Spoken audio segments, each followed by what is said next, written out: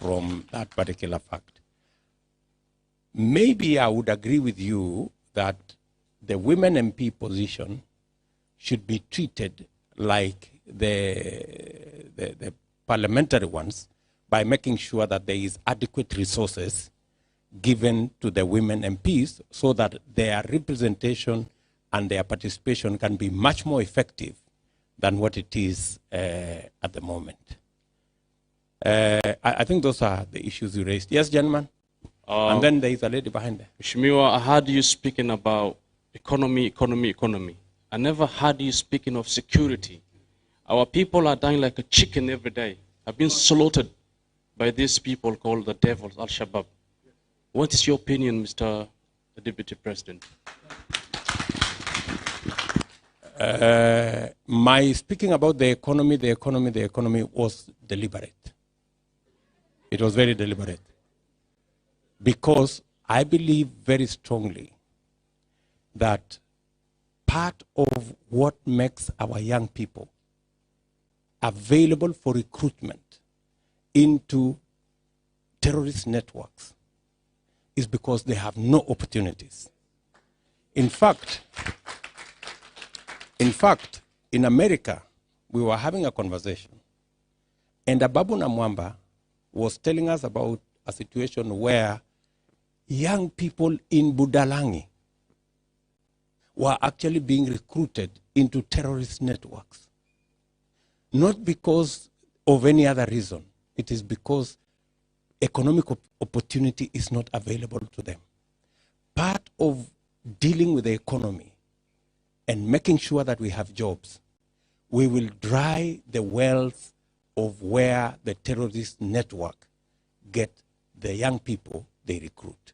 So security in our country will be, we will deal with security significantly. Even if you look at what is going on in the Kerio Valley belt, many of the people participating in cattle rustling, and we had ugly incidences yesterday in Baringo of people being victims. Actually, several people being killed because of cattle rustling. It is informed by people not going to school, and secondly, the lack of economic opportunities for them to participate meaningfully. And therefore, the only economic activity they find is to go and steal the neighbor's cows. So we must sort out the economy. But I hear you. Security is a major issue. And we cannot talk about all the issues. We have a certain list of priorities that we believe if we deal with, it will significantly dent the challenges of the other sectors. But we have a plan specifically on what to do with security. Excuse me?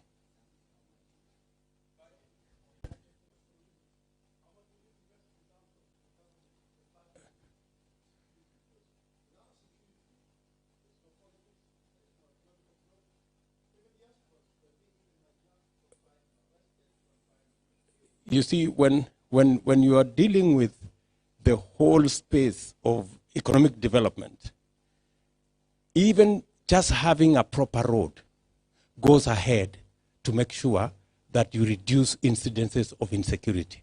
So you cannot look at security in isolation. You have to look at security as part of the global picture. You must provide opportunity for economic development. You must provide infrastructure. You must provide money for enterprise development. The net effect is that you have a much more restful society and incidences of insecurity go down.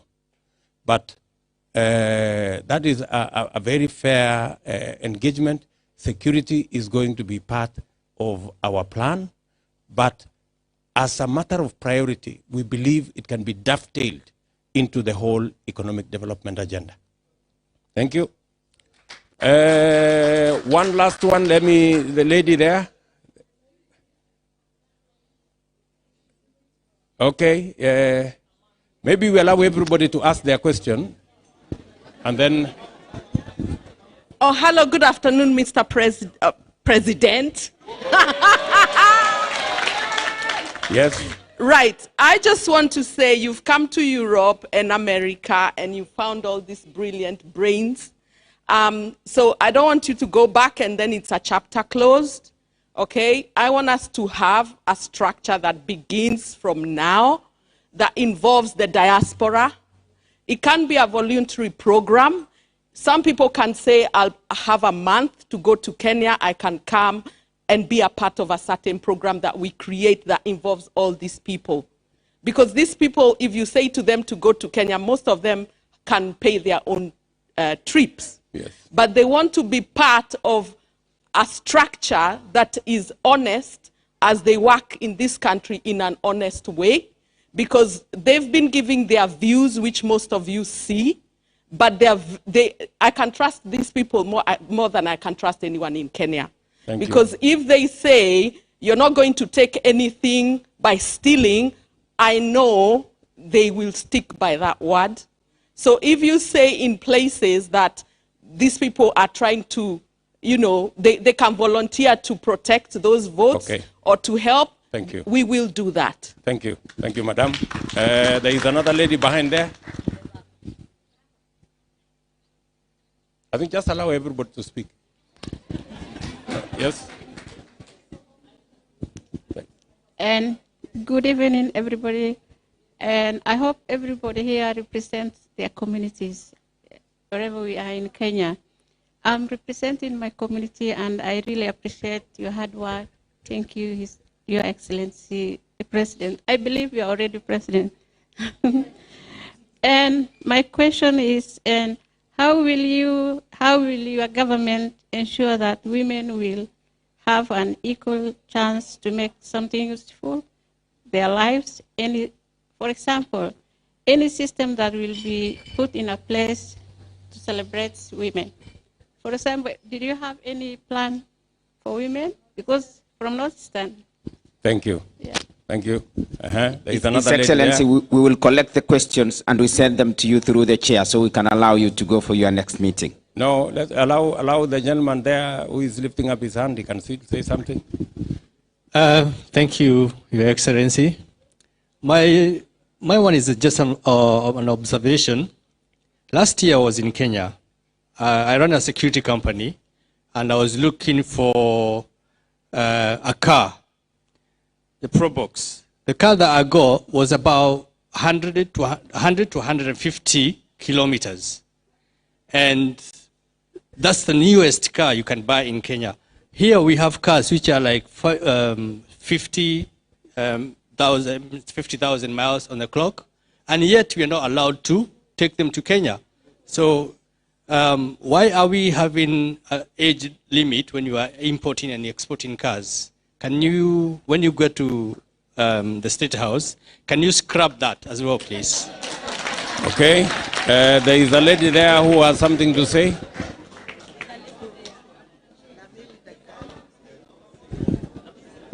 Yes, madam, the lady behind there. Give her a microphone. There is a lady behind there. Yes. Thank you very much, Deputy President, for everything we've had. I think I'm persuaded to actually now move on. You've given us a manifesto that I think has made some of us that perhaps have been confused in the past to actually now really realize that we now need to follow a structured manifesto that can help all of us. But my question is about agriculture. How are you going to help the farmer back home with all these opportunities that are happening, whereby the Western world are looking at Africa as a world basket for food? And yet, our people are growing food at a very expensive, the production is very expensive, and they are not able to compete on the international market based on, high cost of fertilizer and also just the labor. But above all, it's the market. How can we help our people to actually export what we are growing other than wasting a lot of food? Another question is about the borders. Are all open? So even when Mama Mboga is perhaps maybe have some tomatoes to sell, can actually not sell at a going price simply because Uganda is bringing in tomato that is costing like, 10 shillings. So we find that there's a lot of impunity for our farmers in Kenya, and we are not able actually to break through. I don't know what your government is going to do to support that. Thank you. I think let me start there. We have a whole program around farming, how to make sure we have subsidized fertilizer, how we remove brokers, how we eliminate cartels, how we make it possible for farmers to access the market minus all the distortions that happens in the manner in which you have suggested. That there must be deliberate market development of every value chain so that we can see from how you support the farmer to increase their productivity, how do you eliminate brokers, how do you remove cartels, and how do you make sure that farmer accesses their product to the market and get the best price they can. If you listen to me carefully, that is what I said will be the journey we will go with our farming community. The issue of cars and the aging cars and all that, that's a process that has to go with, it's a regional discussion. We are members today of the East African community. And it is not a unilateral decision Kenya can make. And even if we can make that decision, there are so many other considerations that have to be put in place. The age of cars is also a big question. It is not possible for us to say any car can be imported to Kenya. It's not possible. You will end up in Kenya with scrap metal, So there is a discussion, there is a discretion we cannot go beyond. And by the way, the decision to say 8 years, you cannot import to Kenya a car older than 8 years, is not a discussion, it's not a decision that was made just like that. There is a lot of scientific knowledge, scientific information, looking at best practice, looking what other countries are doing, so that you don't end up your country being a junkyard for old cars. When somebody has no use for their car, they send it to Kenya. So it is a delicate decision that we have to make. But I hear you.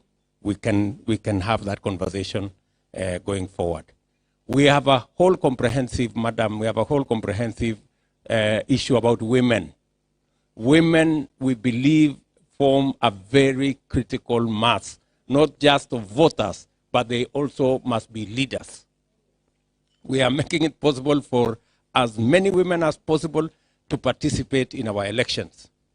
In fact, the nomination fees that are being charged in all categories, women pay half what men pay.